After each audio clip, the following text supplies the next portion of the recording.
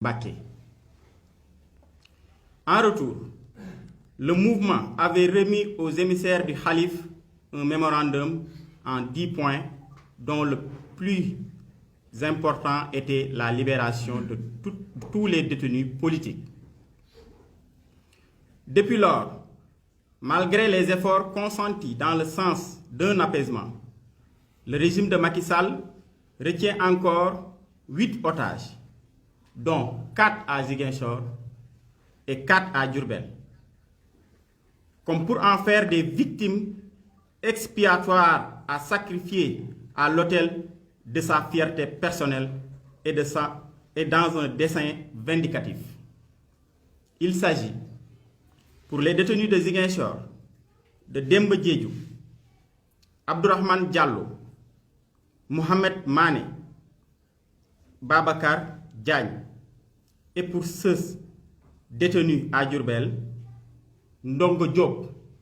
Ndongo Diop, qui est victime même d'un acharnement du gouvernement. Actuellement, il est en train même de faire une grève de la faim. Tous les détenus ont été entendus, sauf Ndongo Diop.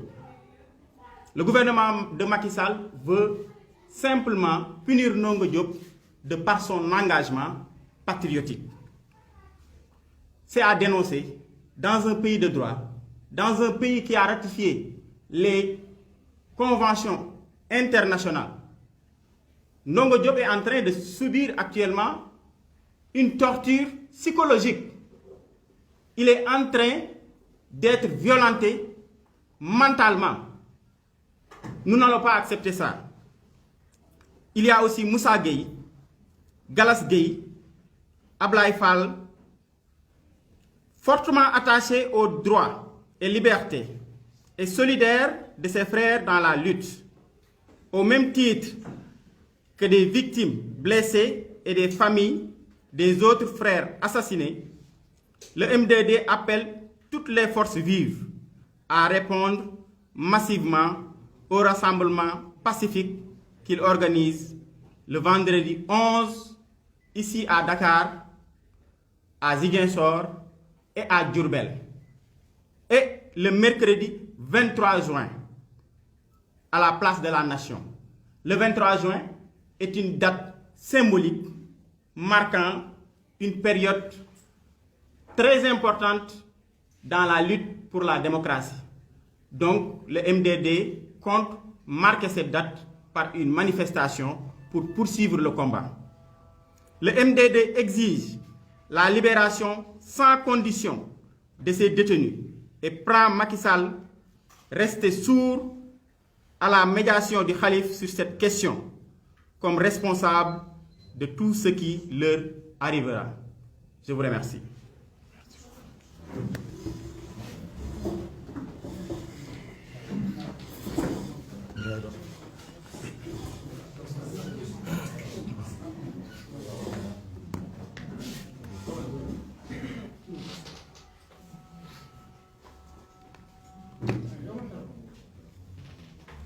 Voilà, salam alaikum. Chérif Ngaïro la bokk ci collectif M2D. Tey nag dañoo woowoon presse bi pour am message bi nga xamante ni dañ ko bëggoon jàllale. Yéen ñëpp xam ngeen li nga xamante ni moom moo fi jotoon am weer yi ñu jàlloon nekkoon mois de février mars mu nekkoon manifestation yi nga xamante ni amoon na fii ci Sénégal. Ba am ay ndaw yi nga xamante ni jotoon nañ ci ñàkk seen bakkan ñii jëlee ci ay laago ñii jëlee ci ay feebar yoo xamante ni ñu ngi leen topp ba tey ci loolu aussi mu amoon ay mouvement d'humeur yi nga xamante ni jotoon na fi jóg mu amoon ay problèmes yi nga xamante ni ñoom ñoo ci toppoon ba loolu amee nag M2D bi nga xamante ni dafa woote woon ay rassemblement pacifique ñu gis ne police sénégalaise génnoon na réprimer ba yenn yi am ci xalif général sëñ Mountakha Mbacké yóndee woon si ñun benn ndaw pour ñu bàyyandiku li nga xamante ni moo nekkoon manifestation yi te ba loolu amee aussi ñu dalandi woon parce que dafa am ci loolu ay points yoo xamante ni dañ ko joxoon mu tolloon ci 10 points yi nga xamante ni dañ ko jébbaloon pour mu wax ci ki nga xamante ni moo nekk président de la république. ba loolu amee daf ci am benn point bi nga xamante ni ñun moom moo ñu gënoon yitteel point boobu noonu mu ngi nekkoon ñu libérer képp koo xamante ni jàppoon nañ ko ci manifestation yi ñu tuddee woon leen ay otage politique. depuis boobu ba léegi nag gis ngeen M2D mu dégg woon li nga xamante ni moom mooy ndigalu xalif bi ñu toog noppi di xaarandeku li nga xamante ni loolu lay résultat yi di joxe.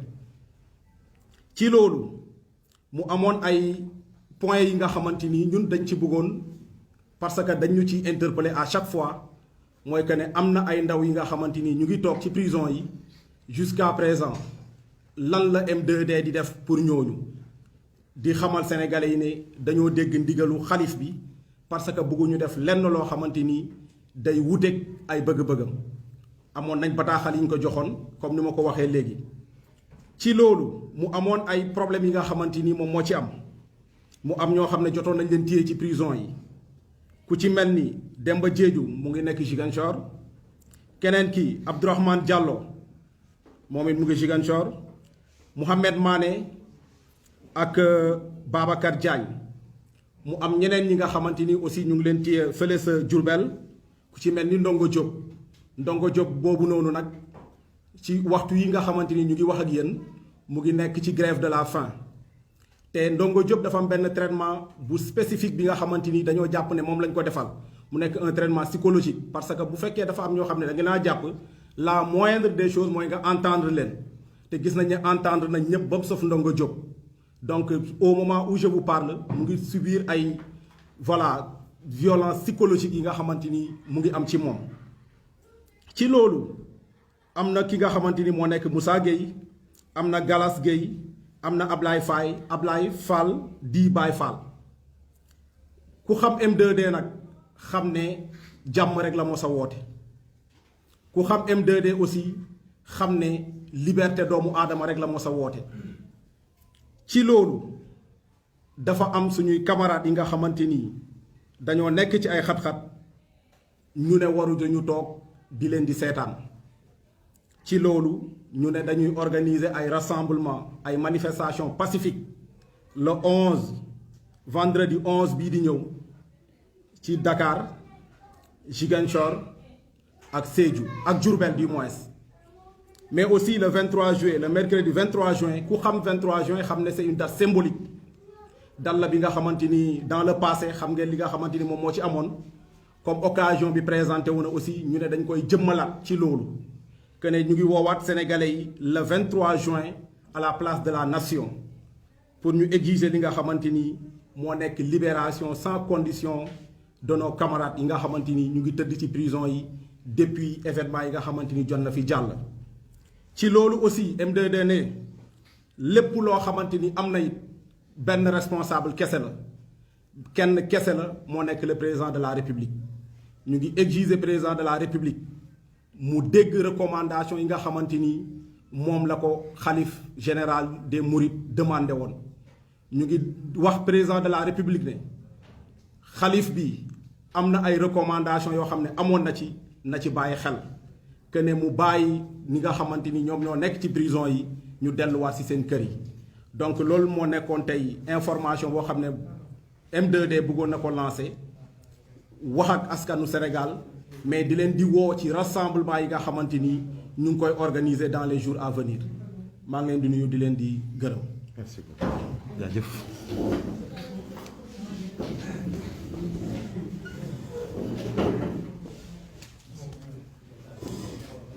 Donc merci beaucoup camarade Ngaïdo. Je précise juste qu'il y a comme membre du M2D ici, nous avons aussi Abbas Fall, qui est de PASTEF, coordonnateur de PASTEF Dakar. Nous avons Aïb Dafé, qui est du mouvement Doïna. Comment? Modou Diouf. Qui est du mouvement Doïna. Et puis nous avons aussi Gadio qui est là, et de Doina. J'ai permuté en fait. Hein, et puis et tous les autres qui sont là avec nous. Donc on va passer directement aux questions-réponses. Voilà. Chaque journaliste qui voudra prendre la parole pourra juste se présenter et dire son organe de presse avant de poser sa question. On peut prendre peut-être un jeu de 5 questions pour démarrer. 2 questions. 2. À toi tout seul? Oui. Ok, c'est comment? Aboussi, là. Aboussi. Oui, Abou? Voilà, donc,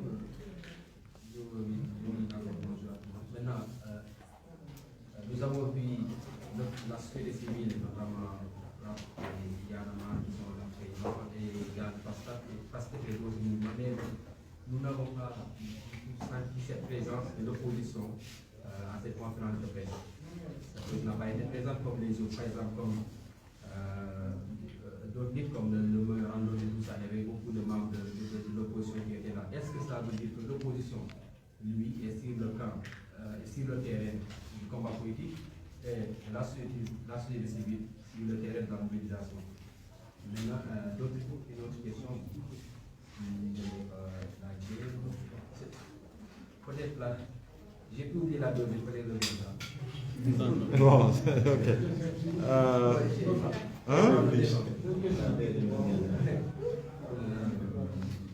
C'est comment?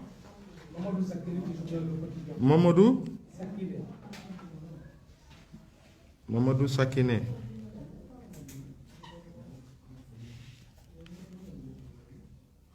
Ok.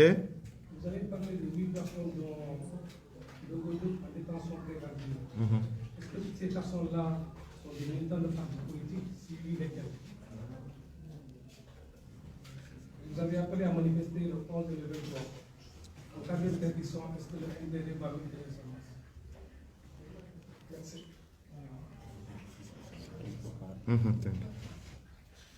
Et l'autre question, c'est quoi?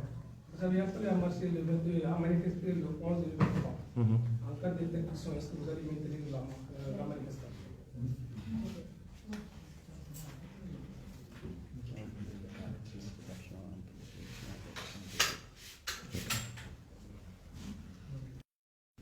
Ok, autre question? Voilà, la question est revenue.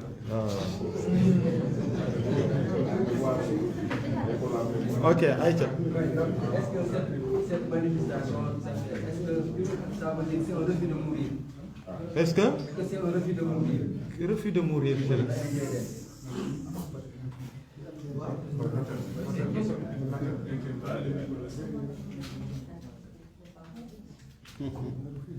Mourir. Peut-être au sens figuré, quoi. Ouais, tu comprends. Qui? Cheikh Sadibou. Bon, j'avais une question, mais quelqu'un l'a posée pour moi. C'est bon, hein? Ok. C'était quoi, le refus de mourir aussi? Est-ce qu'il y a d'autres questions ou bien on y va avec... Oui? Ousmane Ba, c'est qui? Ousmane Ba.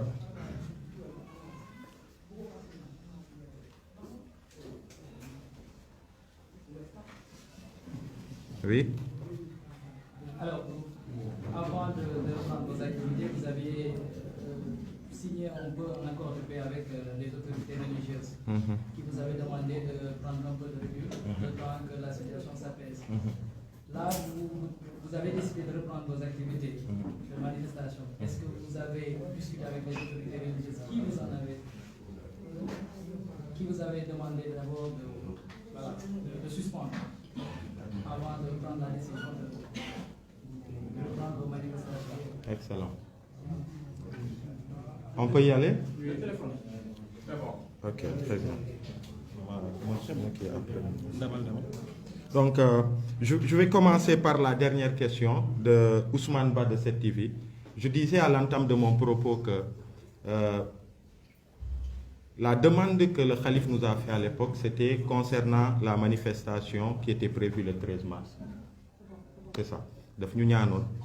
cette manifestation-là, qu'on puisse surseoir à cette manifestation-là. C'était ça, c'était par rapport à la date du 13 mars. Donc, et on a bien pu quand même honorer cette requête-là et puis respecter aussi notre parole qui était dans le sens de l'apaisement. Donc, c'était ça. Mais le calife, il ne nous a jamais demandé de ne jamais manifester pour la démocratie du pays ad vitam aeternam. C'était par rapport à une date et une manifestation qui était prévue. Et selon lui, vu le contexte de l'époque, il était bien d'ouvrir, de donner sa chance à cette médiation qu'il avait entamée. Donc, suñu kilifa bi nga xamante ni mooy xalif général des Mourides sëñ Mountakha Mbacké ca jamono yooyu bi mu yónnee woon ndaw pour que ñu teg ci suuf manifestation pacifique yi nga xamante ni sénégalais yépp moom la ñu amaloon ci jamono jooju pour seen démocratie daf ñu ñaanoon pour que ndaje bu mag bi ñu am bu ñu bëggoon amal le 13 mars muy ay manifestation ci Dakar fépp ci Sénégal ak ci diaspora bi que ñu surseoir ko pour donner la chance à la médiation bi nga xamante ni moom entreprendre na ko entre cette force du peuple sénégalais et un président en fait qui n'écoutait pas son peuple. Donc ñun ñu nangu woon ko ñu nangu ndigal googu ñu may ko moo di woon le 13 ñu bañoon amal manifestation boobu voilà waaye mosuñu ñaan ni ad vitam aeternam que sénégalais yi ñu bañ a de façon pacifique manifester pour préserver seen démocratie donc loolu la. Donc pas présence de l'opposition. L'une des forces, parce que nee nga ni gisuñu fi opposition mais en même temps boo xoolee bi ñuy kii mémorandum bi man nekkuma fa woon dama amoon gànt. L'une des forces du M2D mooy diversité wu ñu fi nekk ci plateforme bi parce que aussi nit ñi dañu am ay engagement professionnel man bële ñëwuma woon parce que maa ngi woon ci sama mbirum liggéey mais ñeneen ak ñoom Cheikh Tidiane Dieye ak ñenn ñi ñu ngi woon fii donc tey jii nii ñeneen ñoo jël le relais rek nekk fii di nga gis ñu nekk voilà Guy Marius Sagna nekku fa woon je pense que Alioune Badara Mbuub mu ngi woon foofu donc loolu la rek c'est une diversité de force et que à chaque fois dañuy xool rek ñi nga xamante ni ñoom la ko seen disponibilité bi may ñu ñëw ñu parler au nom de tout le monde donc c'est vraiment ça. Et puis l'autre chose mooy aussi il y a le FNR, il y a l'opposition, une bonne partie de l'opposition qui se regroupe au sein du FNR bi nga xamante ni quand même keroog sax ñëwoon nañu ci ndaje moomu et que tey aussi ils sont de tout cœur avec ce qu'on est en train de faire ak li jëm aussi ci manifestation yi di ñëw parce que y a une jonction ak M2D donc loolu y a pas de problème de ce point de vue. Refus de mourir, moi je sais pas ce que je veux dire li ñu jàpp rek mooy on est une force citoyenne, on est une dynamique bi nga xamante ni sénégalais yi ñoo ko jugal pour xeex pour sàmm suñu démocratie suñuy ak suñuy yelleef ñu nekkoon ci ay manifestation pacifique suñu kilifa mu ñaan ñu tekk ci suuf pour donner la chance à la médiation mu am ay recommandations yu ñu defoon en tout cas ay exigences fortes auprès de Macky Sall.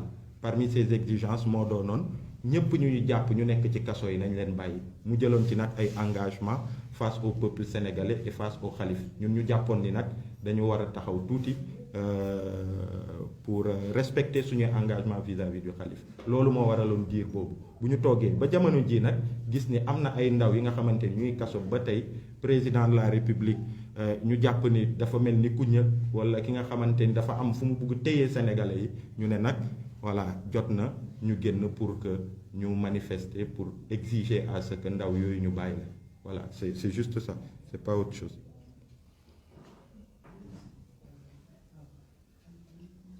ñi nekk ci kaso yi c'est des sénégalais boo xoolee même jamono yooyu ñun xooluñu Y'en a marre bi wala keneen kii ñun loolu ce qui nous intéresse c'est que sénégalais yi ñoo jóg pour préserver seen démocratie seen état de droit. bañoon injustice bañ ki nga xamante ni day jël en otage en fait suñu confisquer suñu démocratie gisoon ngeen cause yi taxoon ñu jug Sénégal yi yëpp ànd ci de tout bord donc ñooñu dañuy jàpp ni juste que c'est des patriotes c'est des citoyens sénégalais yi nga xamante ni jógoon nañu en même temps que Aliou Sané et nous tous voilà avec le drapeau c'est ça qui est important d'ailleurs cette image forte de ce citoyen qui a été abattu alors qu'il était drapé du drapeau national yorul woon logo Y'en a marre yorul woon logo Pastef wala qui que ce soit Sénégal moo ko taxoon jóg donc ñi nekk ci kaso bi aussi Sénégal moo leen tax a jóg moo tax ñu nekk fa donc tey jii nii c'est ça qui nous importe mais pas de quel bord ils sont du Sénégal leur bord c'est le Sénégal.